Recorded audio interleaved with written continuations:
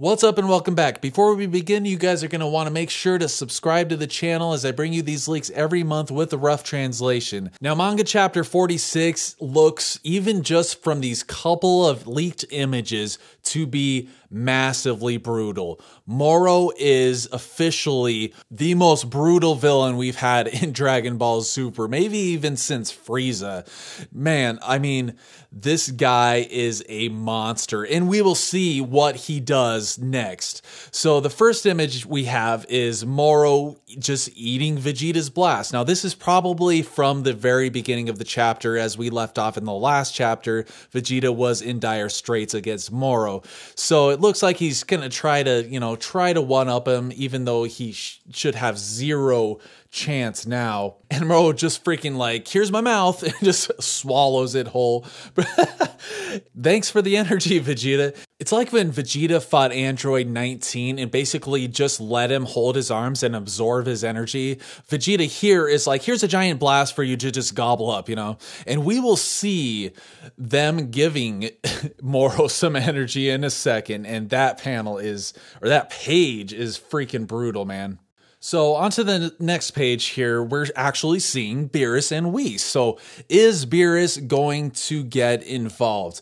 Who knows? He probably won't if the past is any indication, when he's just like, I'm too lazy, or I have to take care of Bra, so I can't fight Broly, But here, rough translation for this is basically they're just doing their mundane lives, and Oracle Fish is fishing, and Beerus says, good morning, fish, asking if that was the fish that he's trying to catch, and he throws it back in the pond, and Whis is like, okay, are we done with this yet?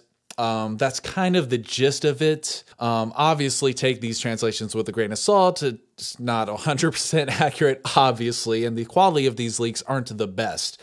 But then Whis sees Moro, Goku, and Vegeta through his staff. So do you think Beerus and or Whis is going to get involved here? Because I feel that Beerus should have some knowledge of Moro, and maybe, who knows, maybe they even actually had conflict in the past. You know what would be crazy? If Beerus and Moro way back 10, 15 million years ago were actually like buddy, That would be, and then Moro like went down a dark path with magic and stuff, and then Beerus is like, all right, I'll be the god of destruction instead of being like evil. I'm gonna be like necessary evil kind of stuff, What do you guys think about that? So next we get into the good stuff of Goku and Vegeta just looking beat up.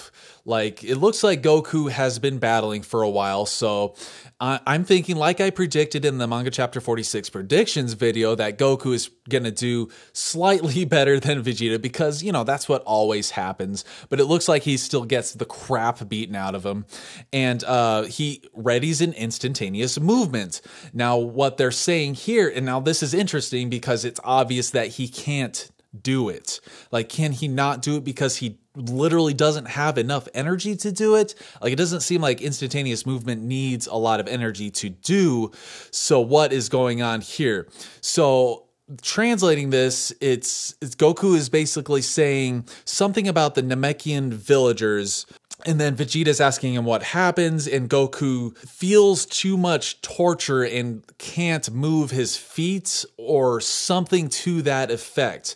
Like Moro's magic ripping the energy out of the planet, taking the energy from the Namekian people, has affected the planet and the, the emotions or something of the Namekian people so much that Goku can't like lock onto a key signature, because if we remember correctly, Goku needs some sort of key signature to lock onto to be able to instantaneously move from place to place. But for one reason or another, he can't use instant transmission. Now, going on to the creme de la creme of the leaks here, until the next creme de la creme, freaking Moro getting his body back. He is renewed.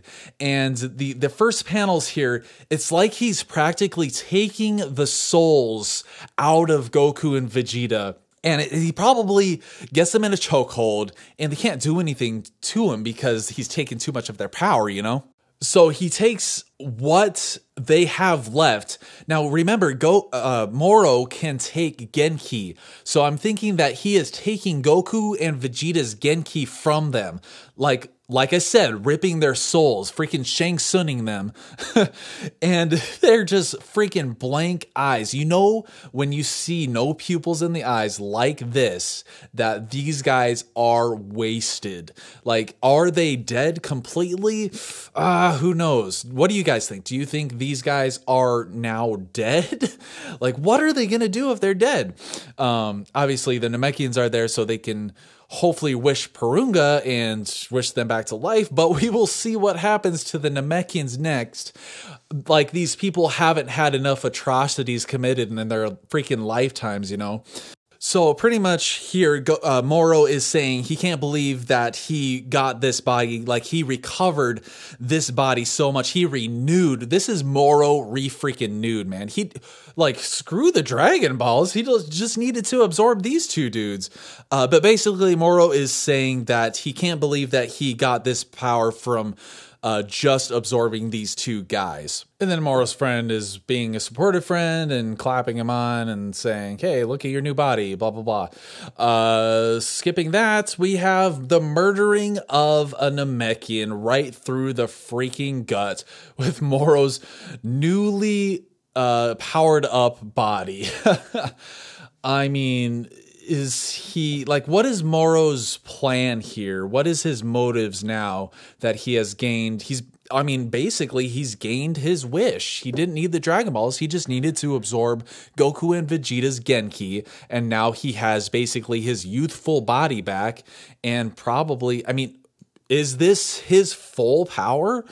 I would think probably not, because he just absorbed two dudes. So what's going to happen if he actually gets his full? What do you guys think? Do you think this is his full power, or do you think he has more power to gain?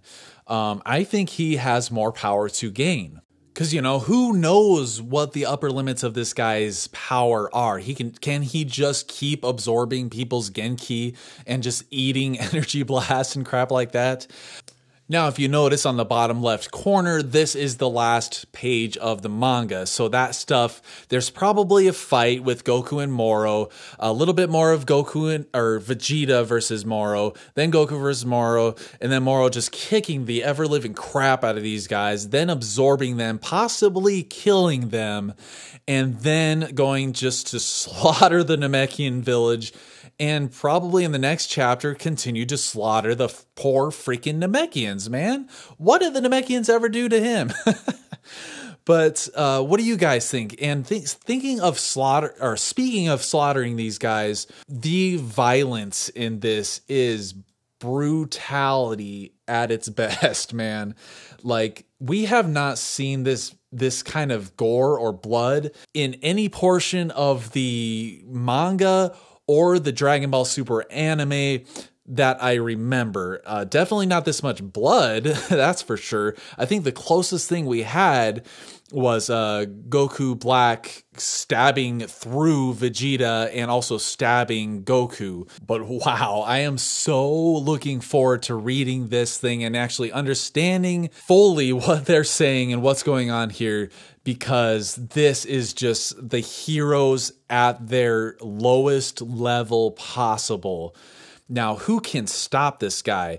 Now, since they brought in that scene with Beerus and Whis, like, why else would they show them if they're not going to play some parts in this?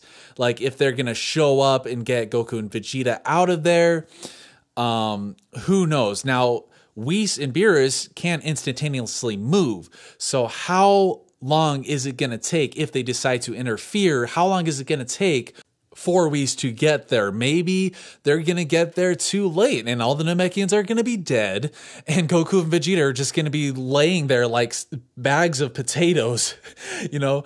But man, what do you guys think? Are you super pumped for seeing this chapter in a few days? Let me know your thoughts in the comments below. As always, subscribe if you're not. Thanks a lot for watching and take it easy.